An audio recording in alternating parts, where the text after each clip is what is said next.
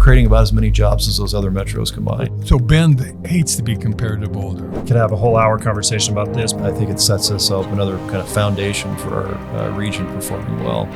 You know, it's pretty forward-thinking, developments for an old busted-up sawmill town, right? I'm here with Dr. Koning.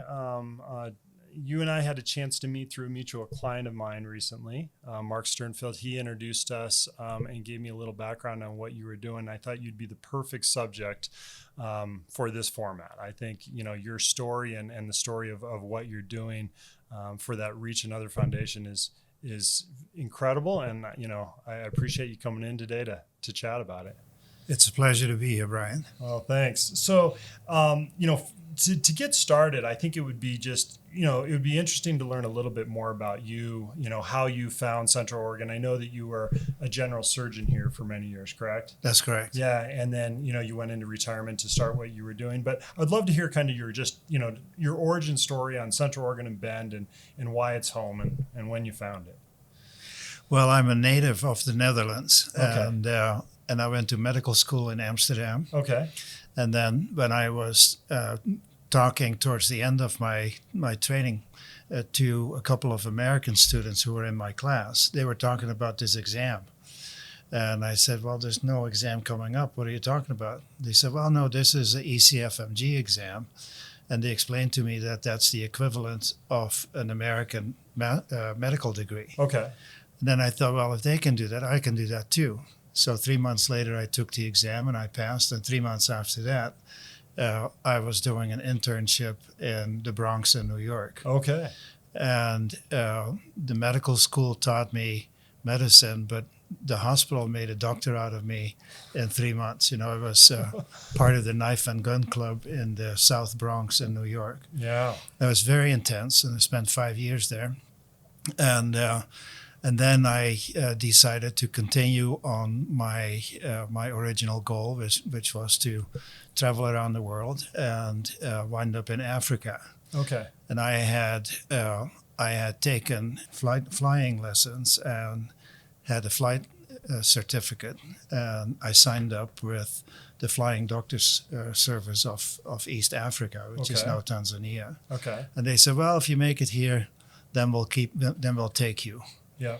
So anyway, I traveled around the world, and then in China, in the Republic of China, which is now Taiwan, I met my wife Patricia. Okay. And it was in a hot springs on New Year's Eve of 1976. Okay. So I have no trouble remembering that day. And then we decided to travel around the world together. So we traveled for 2 years almost. Through all of South Asia and India, Nepal, and Afghanistan, Iran, and Turkey, back to the United States eventually. And when we came here, we thought, what are we going to do now? We decided to buy a Volkswagen bus, and we drove around the country looking for a place to live, because I had the privilege of just hanging out my shingle anywhere. Yeah. And to make a long story short, we ran out of money in Oregon. Okay. And the first night I spent in Bend was November 7, 1978, and it was minus 20 degrees. And we were in our Volkswagen bus. And you still fell in love with it, or did it work? It wound up at the top of the list, and so we're here 40 years ago, 43. Okay, 2 years after I was born. So, I obviously discovered Bend much later. But what did Bend look like at that point? I mean, how's the landscape has changed? Well, it's quite considerable, actually, the change. We started in Redmond, and Redmond at the time had 5,000 people. Yeah. And it was just a little agricultural and farm supply and logging town. Yep. And Bend, which was 15 miles down the road, had 10,000 people. And in fact, where Division splits off from 3rd Street, there is a hedge in the shape of the letters Bend. Yeah. That was the beginning of town. Okay. And there was essentially nothing on the on the west side, on the east side, I mean. Yeah. So it was very small, and it was very intimate, and it was very cool. But there were 3 surgeons in the Ben Memorial Clinic and 1 outside, and they all said that they didn't need any more surgeons in Central Oregon. But in Redmond, they were looking for a surgeon, and that's where I started. Okay. And the rest is history. So, I thought it would be really important today to talk about, what you're doing. You retired in 2008. Correct. Yeah, and the path that you've taken since then. The format of this BENDbeat discussion is to talk about all the people that made Bend what it is today. Central Oregon, this amazing progressive place didn't happen by accident. There was a lot of people that worked hard to do that. And then part of that discussion is also that unique, outside of the unique entrepreneurial system that we have here, but this amazing collection of nonprofits and charities doing big things. And I thought it would be most appropriate to start with your foundation for a couple of reasons. One, I want to make a mention right away that you've got a gala coming up here in October. That's a fundraiser for it. It's October 19th. Right. Okay, and we'll put the information in the notes on that as well. I think it's going to be an amazing event, and I'm excited to be there. But I think this is a great time to kind of talk about, I think you've made a big difference, and it's interesting to see what you've been able to do from this home base of Central Oregon and how you're affecting change in Africa. But what was so impressive for me is when you sat down and told me about everything you were doing was the breadth and the scale of what you were doing. This wasn't, parachuting into a small town doing a few surgeries. You're up to having treated 5,000 people or the scale of that is so impressive to me. I want to unpack that and kind of hear the origin, how this originated and how you got so deeply embedded in Africa and what you're doing. First of all, I want to say thank you, and I'm honored to be in this seat today. Boy, there are so many things, but like I said, I wanted to go to Africa from the time that I was 14 and decided to become a doctor. I didn't want to become a surgeon. That was just another one of those happenstance kind of things. Okay. And so obviously traveling around the world and winding up in Oregon was, let's say, a big diversion from that goal. Sure. And so when my wife had an opportunity to teach for a semester at sea, which is a college on a ship, we traveled around the world for a year. And one of the people there was an Ethiopian guy from Chicago. He's a professor of economics, and we talked a lot, and it made me realize that I really didn't know anything about Ethiopia. We know about the Roman Empire, and we know that Ethiopia is mentioned in the Bible 52 times, and then we knew about the famines in the 1980s, Sure. but I never really knew more about Ethiopia. And this man had a presentation about how beautiful and interesting Ethiopia was, and that piqued my interest. And of course, when we came home from that trip, Patricia went back to work at COCC in the UFO, and I was now retired. And so then I signed up with Medical Teams International, and they sent me to Ethiopia. So my goal was to do disaster care and to go here and there and help during disasters. And when I came to Ethiopia, I was just so struck by the enormous need there. Okay. And we were in a small hospital in Addis Ababa, and they had 2 surgeons, and what I had to give was exactly what they needed. So then I decided to keep coming back, and also because the people there are so genuine and they are so incredibly friendly and engaging, you just couldn't stay away. And so I called my twin brother, who was at the time a surgeon in Holland, and I said, "Come on, Jan, let's work together here. Let's just, instead of meeting in Holland, let's meet in Ethiopia for 2 weeks at a time and see what happens. And what type of surgeries were you doing at that point? We were doing general surgery. Okay. And we were operating really on, it was a general surgeon's dream. You know, Okay.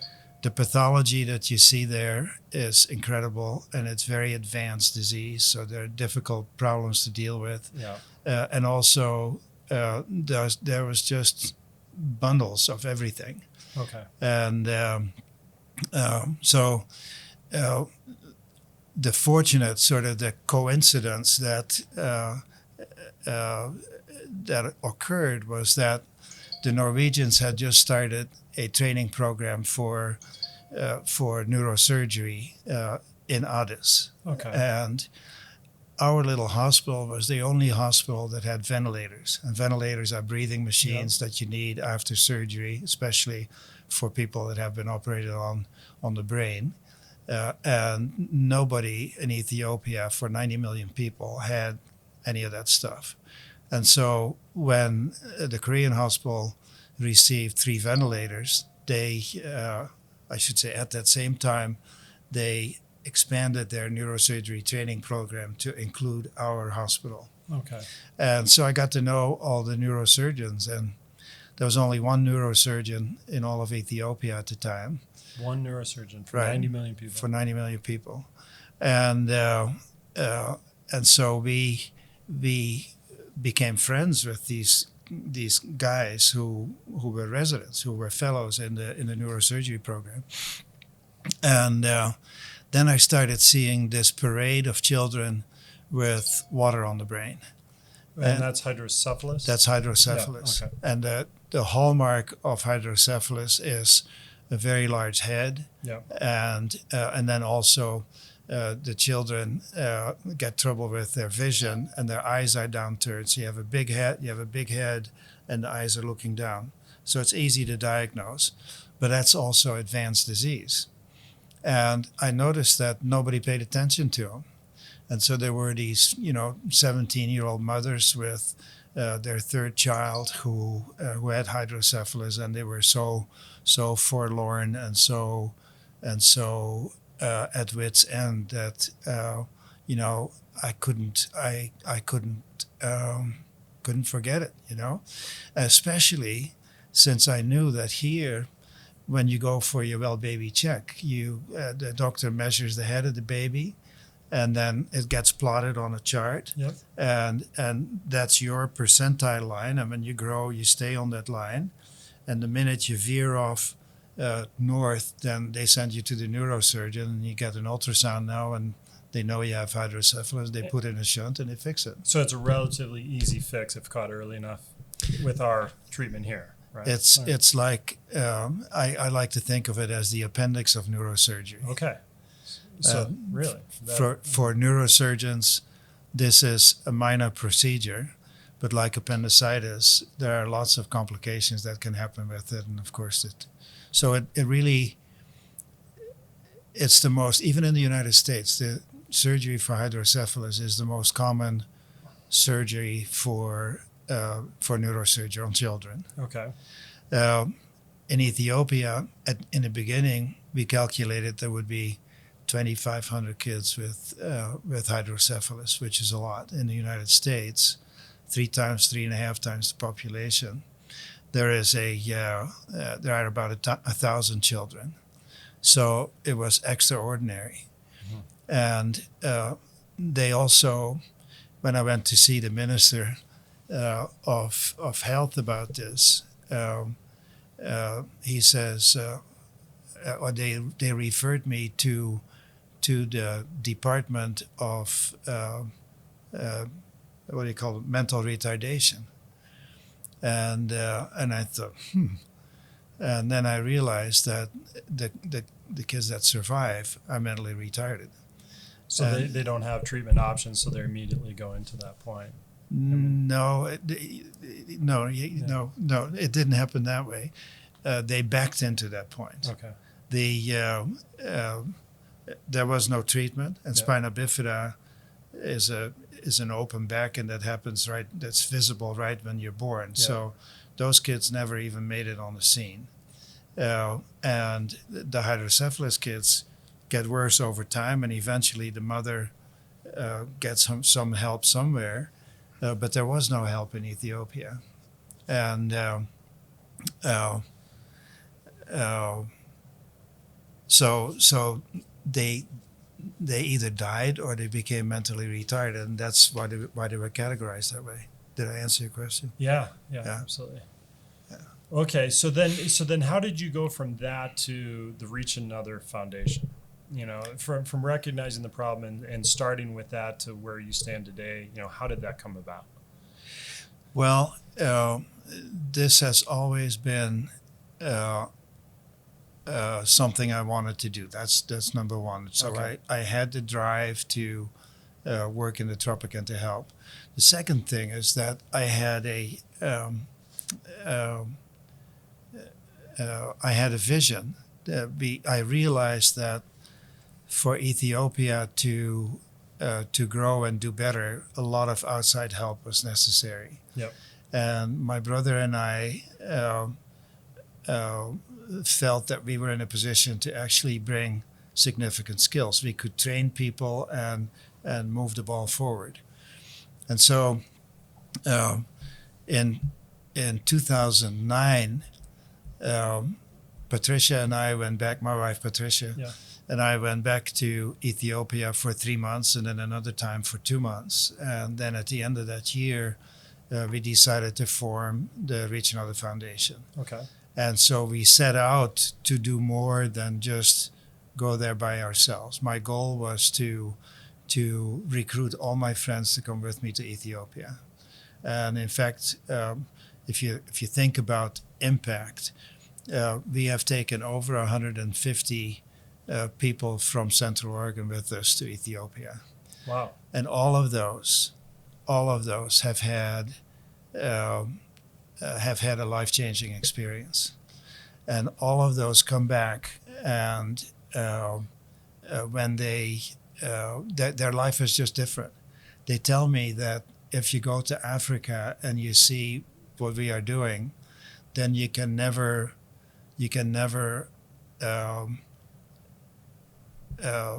just keep on doing what you've been doing in Ethiopia. You know, people say things like, "Gosh, you know, I knew that Guatemala was poor, Yep. but Ethiopia is beyond description." And so one of them bought a little electric car and moved into a smaller house and just completely changed their lifestyle. But everybody, I think, that goes there has a new appreciation for what we have in Central Oregon, and also they feel a need to contribute and be world citizens. Well, that's amazing how your vision here has had a multiplier effect even here locally. You know, well, it will all the way through to Ethiopia and affect change of that scale across the world. But I think what's interesting is also just kind of the multiplier effect here locally. Yeah, people don't realize it. You know, when I go and ask people for help, then they're always very friendly and very helpful. But sort of the regular answer to requests from us is, well, you know, you work in Ethiopia, you're not local. Sure. And so what we just talked about, to me, is what makes an effort elsewhere a local thing. Yep. Yeah. So you found a lot of support locally for this? I mean, are you working with any particular clubs, the Rotary or anything like that? Have they been of assistance on getting launched here with your organization, or? Yeah, from the very beginning, I've been in the Rotary Club for 25 years. And Okay. I was the president of the Redmond Rotary Club. And then when I moved my practice to Bend, I gave up on Rotary because I had too many other things to do. But from the very beginning, I let's say courted Rotary Okay. to participate, because I know that Rotary International has all kinds of health programs all around the world. but you need the support from a local Rotary Club, and I found that in the Bend Rotary Club. Julie Miller was president of the Rotary Club at the time, and she asked me to apply again, and then one of the people on our board was Linda Johnson. Okay. And she was a hospital administrator here, and I knew her through that. And then she joined the Peace Corps, and even before, she came with us to Ethiopia, and she got involved, and that made the ideal situation for the Rotary Club to get engaged. And we had 2 Rotary glands that Linda essentially administered. And through the Rotary glands, we trained thousands of health extension workers and midwives and nurses. And we also had the first folic acid awareness campaign, which was the first effort in Ethiopia to broadcast any information on national radio and television about spina bifida. And the cause and folic acid. And the role of folic acid in alleviating that, right? Right. And you had explained to me previously that folic acid as a food supplement is a relatively easy way to eliminate spina bifida and hydrocephalus from the beginning, but it's not part of the food source there, correct? Right. The problem is twofold. You have to. It's a vitamin, so you have to eat it. Okay. And the problem in Ethiopia is that 50% of the population at some time during the year is food insecure, which means they're starving. Sure. And then, of course, you don't get enough vitamins either. And then the other thing is that the food choices and the available foods are limited. And so they don't, a lot of people don't get enough folic acid in their diet. And really, when you, it's an interesting problem from a public health point of view, because the first recommendation is eat your food, right? Eat anything green, and oranges and mangoes and chicken, and you don't get problems with this birth defect. And then the next thing would be, why don't we do food supplements? But food supplements are a medication in that sense. And we know from wide experience around the entire world that people after 2 years don't use their medication as prescribed. And so we know that as a curative effort, food supplementation with pills doesn't work. Food supplementation where people eat it passively does work. And so the thing that we have focused on for the last couple of years is to bring food fortification with folic acid by adding it to wheat like we do in the United States. And since 1998, spina bifida has become, let's say, 90% of the incidence has gone down. And now in the United States, we have only 1,000 babies a year that are born with spina bifida. And that's mostly because there are other genetic causes besides the food part. Okay. Yeah. So we know that if you do food fortification with a staple food, that you can essentially eliminate the disease. Yeah. In Ethiopia, the problem is that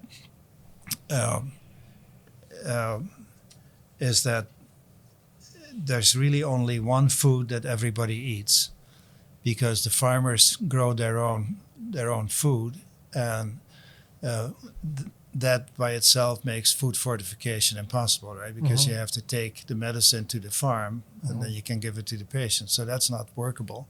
No. But what they do eat is salt.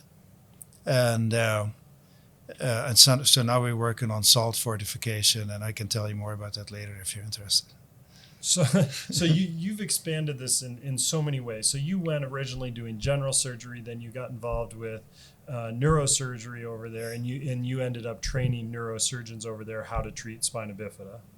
right? Or hydrocephalus, excuse me. Yeah, both of them. Both of Okay. them. And then you've also parlayed that into a nationwide food supplement program, trying to eliminate it from the start. And then I was also just reading here, you've also tried to address autism, and you opened a school over there that treats, or for children with autism as well. Well, that's true. We have a daughter who's autistic, Okay. and we learned about this one school for autistic children in Ethiopia. Yeah. And when our daughter was born in the 1980s, Central Oregon had one school for any kind of disabled child, Okay. the Ellis Hatch Center. Okay. And the people that we talked to here said, well, you're the only one in Redmond, so you can bring your child to Bend. Oh, okay. And we said, oh, wait a minute, I mean, there are thousands of people here, and how Yeah. come we are the only one? So actually the first 501c3 that we formed was for Rising Stars Preschool, which was a preschool for In Redmond. in Redmond and Okay. Bend, yeah.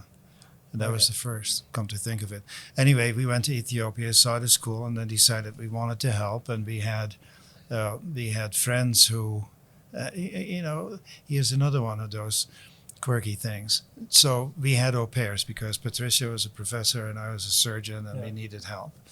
And one of the people that came was Hetty Joustra, and she was 19 years old, and she stayed with us. And her main task was to take care of Katie, and that led her to become an autism specialist in Holland. And so when we went to Ethiopia, we called up Hetty and said, hey, do you want to help us start a school for autistic children? And she said yes. Amazing. And then we had a physical therapist from here, or speech therapist here, who came with us, and she said, can I bring my friend from London? She's also a speech therapist and also a physical therapist. And so we said, great. And she happened to be also a very competent autism teacher. And so all of a sudden we had a nucleus of people to start a school. And then the thing that I really should have had before, is that I had lots of ideas to make Ethiopia healthier and better. And all the ideas that I came up with went nowhere. And one example, you can cut this out if you want, but Yeah. one example is that I was operating with my friend Ferduak, and he's a general surgeon. And so we're butting heads in the operating room, and he asked me, do you know anything about autism? And I said, funny you ask, I have an autistic child. And so we finished the operation. And then we sat down, and I had never gone to a support group for autism or anything like that. And all of a sudden here I'm in the middle of nowhere. And I'm talking about autism. So then when I came back and he said to me, Bill, you helped me build a school. What are you going to say? And so we built, we helped build 3 schools. But then there were changes in, initially we wanted to have the same program that we had for neurosurgery, but for autism. And that takes a lot of logistics and know-how, and we couldn't do that. So also by then all of our time was eaten up by our neurosurgery project, and so the schools are, in fact, this is the last year that we're funding the schools, and 2 of the 3 are doing really well, and one still needs help. So, but we cannot be the primary supporters for those schools. So, yeah, and I feel badly about that, but you have to go where you can do the most good. Well, I'm just absolutely impressed by, the vision you had and all the things you've been able to affect. I mean, and obviously it comes from a very personal place. And I'm just in awe of that. So, I've kind of been poking around at the edges. I mean, it's overwhelming the amount that you've been able to accomplish. But what does it look like today? How many doctors are now working over there because with the training that you provided, or working in hospitals that you help spur? What is the footprint of your foundation today, and how does it stand? How would you describe what ReachAnother is doing in Ethiopia today? What makes ReachAnother unique is that we started working with the neurosurgeons, and they asked us to help them, and that was, the champion that I talked about earlier, and we formed this working relationship where I can honestly say that we know all the neurosurgeons in Ethiopia. We have grown up with them, and so when we started operating on kids with spina bifida, which is an open back, it's a sore on the back of the baby that is connected to the spine, to the spinal canal. And if they don't get operated on fairly quickly, they die from meningitis.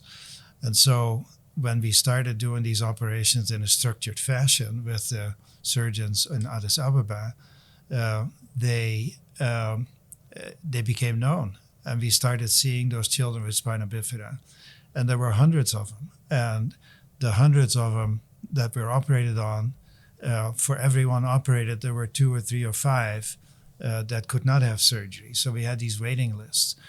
And everybody knows that if you have big enough waiting lists, 2 things happen. One is the patients die on the waiting list waiting for surgery.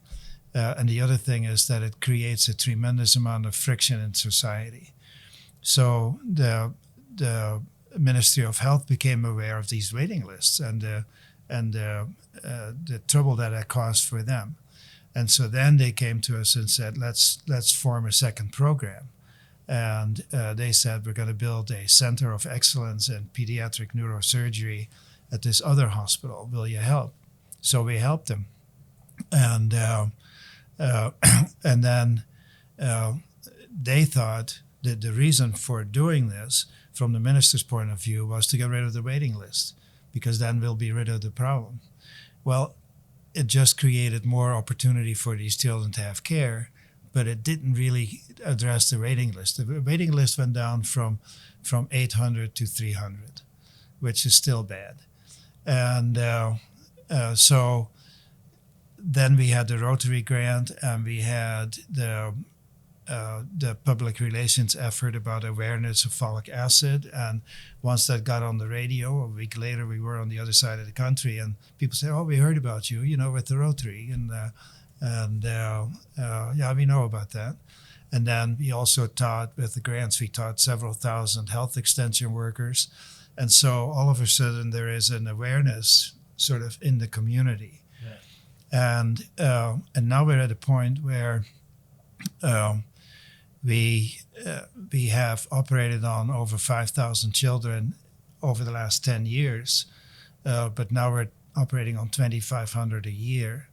And in another couple of years, we're planning on collectively operating on 5,000 babies a year.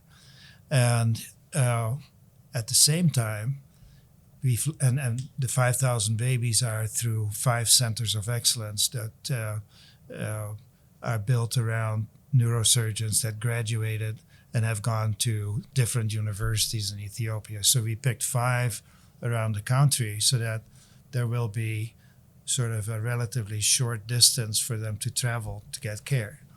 And so there we are. And then we developed contacts with the health bureaus and the Ministry of Health.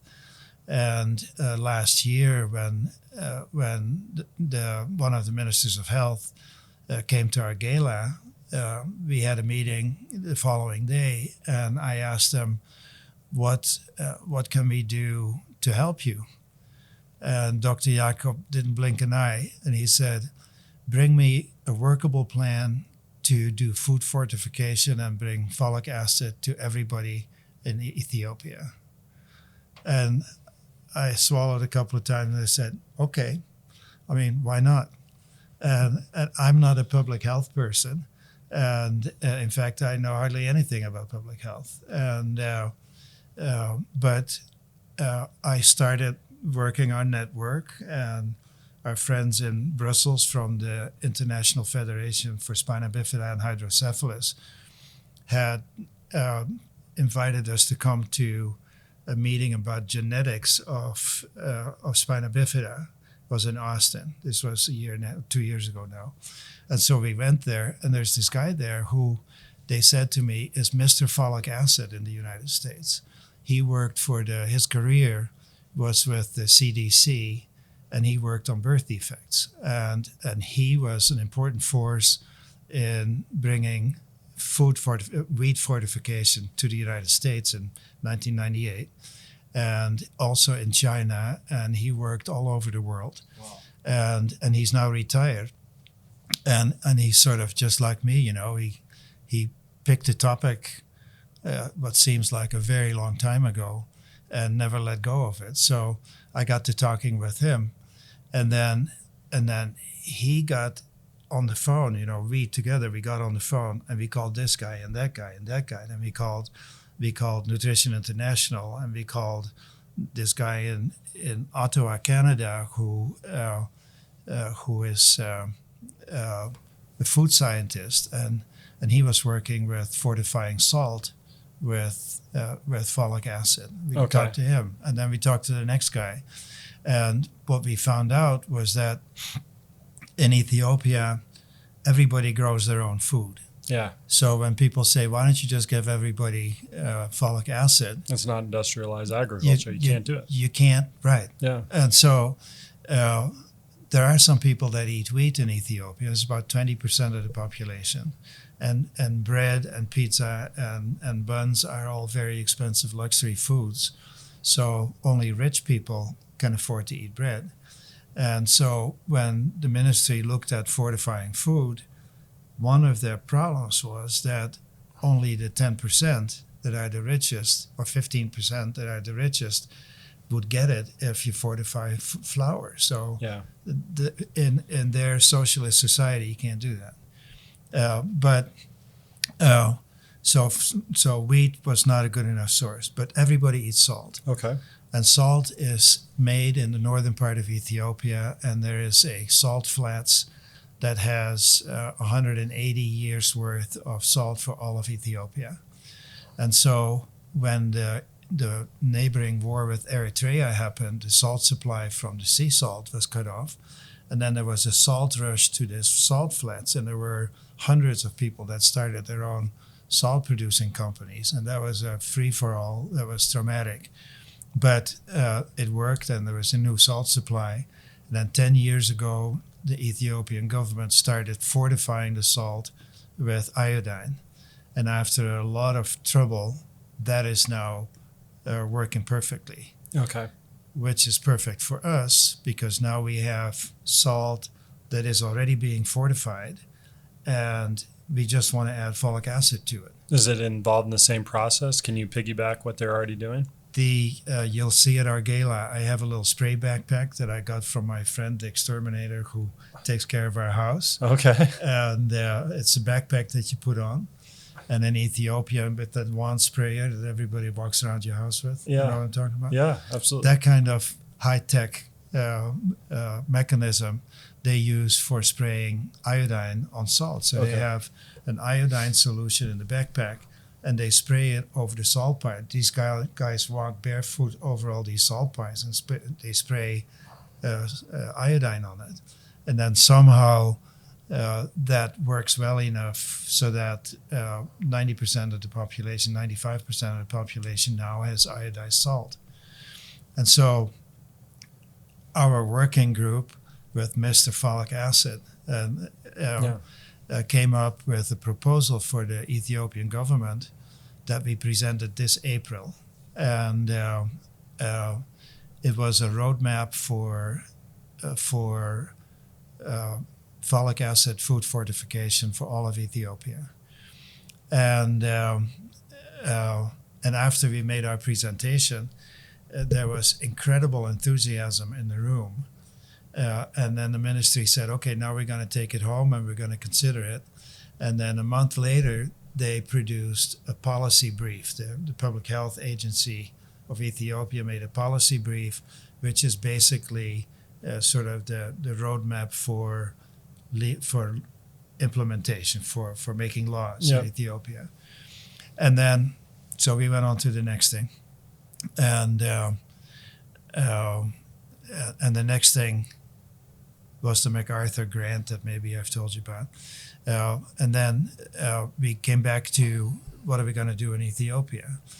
And so there were, in the roadmap, there were 4 studies that need to be done before you can actually do the implementation. Like, one thing is you need to look at the salt supply and add the folic acid to the salt. And if that doesn't mix, then you have the wrong thing. And then you need to feed it to a number of people so that they will eat it. Because if you give people, just like in the United States, if it doesn't look good and it doesn't taste good, then I'm not eating it. And so that's important. And then the third thing is you need to look at how salt with iodine and folic acid survives in storage. And it takes about 6 months from manufacturing to being used. Okay. And you want to make sure that the end user has enough folic acid in the salt, right? And then also they want to look at how it survives cooking, but I don't have any problem with that. So these are the things that need to be done, and everybody is looking at the Gates Foundation and at the big guys for money to do those studies. And we are now at the end of the funding cycle for this year. So even if people apply for funding now, it won't happen until probably at the earliest late next year. And how big a grant is that you're going well, for? We're talking about our piece of that is $125,000. Okay. And so it's not that much money, but it's a lot of money. Yeah. And so we went, just like with the autism school and with the surgery program, we went out on a limb and we said, okay, we'll raise the money, but let's start implementing this thing. Yes. So our working group got together and we had our last meeting just the day before yesterday, and we've made an implementation plan that we're going to present in November to our friends in Ethiopia, and be working with the Public Health Institute, and so this is a sort of a preparation for implementation of these studies. Wow! So it's coming just around the corner. Yeah. It's happening right now. And so I'm scratching my head, I have to find $120,000. So let's talk funding. So, this is a conversation both in subject and scope that I didn't think we'd be having here in Central Oregon and Bend. And I think that, what you're able to affect is amazing. And, the supporters, how do people who want to support you give back, help you achieve these goals to affect that change? What's the best way for them to do? Is it going to the gala that you have in a couple of weeks, or is it, a simple donation? Is it attending, one of your trips over to Ethiopia? How can people get involved? The answer is yes. Okay. No, Yes, obviously our main fundraising source has been our gala here. Okay. And it's in November, and it will be on the 19th in October. Oh, October, yeah. It will be the 19th of October. And we still have tickets for that. I don't know. They're going pretty fast, but we'd love for people to call up and join that. We also have a lot of people who give small donations. And if you think about the impact of a small donation, if people gives you $5 a month, then you have $60 a year. But when they give you the permission to take that out of the bank account, you don't have to go back and ask them. And so that $60 is worth a lot more, because they maybe it goes on for 5 years or 10 years, so that's a big deal. And then, of course, there are people who periodically send us a check, and that's wonderful too. So the beauty of having small donations, just like in the political campaigns, is that indicates community support. Yeah. And we've had tremendous community support. At the same time, we need, especially right now, we need a bigger chunk of money, and so I'm hoping that I can find a group of benefactors who will give me $5,000 a year for 3 years, or $10,000 per year for 3 years, because that can really bring this food fortification program home. Yeah. And the promise really is that once that start, spina bifida will be an also-ran disease in Ethiopia within 5 years. So we can, right now there are, because of the things that we talked about before, there are 40,000 pregnancies that are affected by spina bifida. And half of those babies are miscarried or stillborn. 40,000 a year? 40,000 a year. And so there are 20,000 live-born babies. And we can only take care of 2,500 so far. And so the real answer is in bringing the epidemic down. But I'm convinced that within 10 years, this thing will be history. They'll talk about us the way we talk about spina bifida in the United States. Oh, yeah, spina bifida. Go to that clinic. The experts are all there. Everything is organized for you. That's amazing. I mean, if you're talking 40,000 pregnancies a year that are affected by this, a 10-year run on that is 400,000 people. Yeah. 400,000 lives that are affected. Well, and the multiplier and all the families and members of that, are even bigger. But, the numbers that you're talking about are high. You're trying to raise 125,000 or whatever. But when you're talking 400,000 lives that could be affected in the next decade, and then it stops it in perpetuity, the scale is immense. And then here, talking about scale. So I'm just a country doctor in Oregon, right? I beg to differ. But so after we finished this grant or this conference in Ethiopia in April, and we presented our plans to the Ministry of Health, the same group was talking, and at one point we had 95 people on our conference calls, but there were a dozen or so on a conference call. And then Dr. Oakley says, "Koning, you're thinking too small." And I said, "What do you mean?" He says, "Well, we should apply for the MacArthur 100 and change grant." And I said, "Well, what's that about?" And he says, "Well, it's a grant for a minimum of $100 million. And of course, it's competitive, but we have the recipe for success."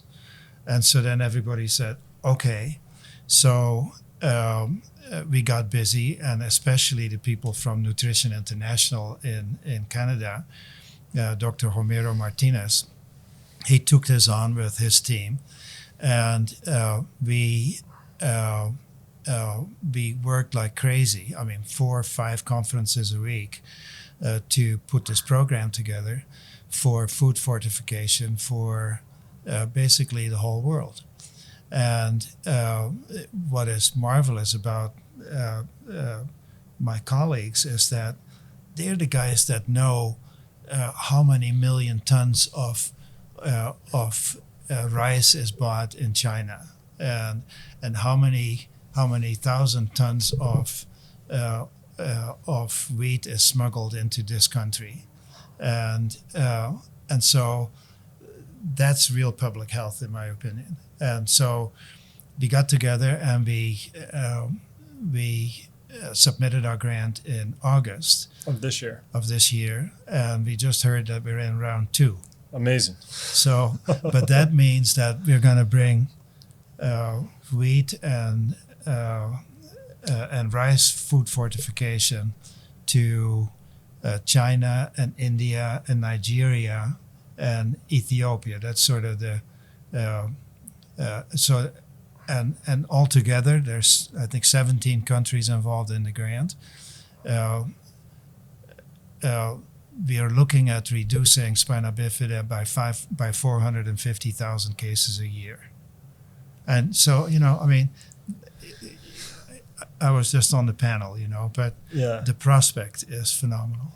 Well, I think the trajectory of your path and what you've been able to accomplish, and even in just this discussion from, lowly old Bend, Oregon, here we are, to you're trying to affect the outcome of food fortification and health for the entire world, I think is incredible. And I think that, you may shirk it, but I think that, your importance is incredible. And, even just you carving out an hour to share your time with me has been awesome.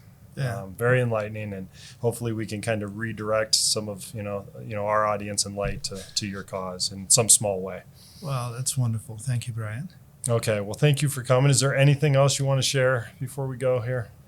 Just one thing, and that is that we started talking about about what model we use in Ethiopia. Yeah. And really the thing that makes us attractive for the big guys is that we deal with the families, and we have developed resources for the families and for the kids, and we train the doctors, and we know everybody in Ethiopia that's attached to this issue. And we also have taught the health extension workers, who are the primary care doctors, like the nurse practitioners of Ethiopia. So we go from cradle to grave and up and down in Ethiopia. And this is a program that can be duplicated in other countries. And just yesterday, Homero Martinez said to me that, what you have in Ethiopia is a model for the entire world. If we can do this in Ethiopia, we can do it in any country. Why not? Sure. I'm in awe. Thank you. Hey, Thank you. It's great, it's just... Thanks for joining us. This is the BENDbeat, and until next time.